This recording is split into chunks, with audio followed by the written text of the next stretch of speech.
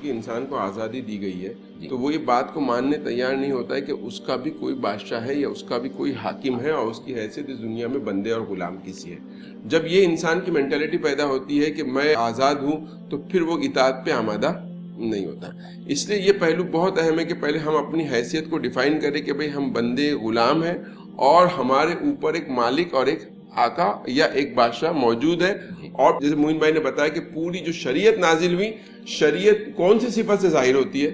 اللہ تعالیٰ کی صفت ملک سے جو ہے شریعت کا ظہور ہوتا ہے.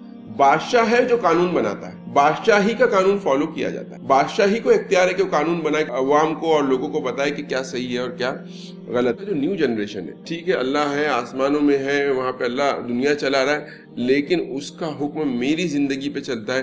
یہ بات کو ایکسیپٹ کرنے میں ایک بہت بڑا مینٹل بلاک ہے. اور اسپیشلی یہی ایک ریزن رہتا ہے کہ ہم جو شریعت کو اتنا سیریسلی نہیں لیتے.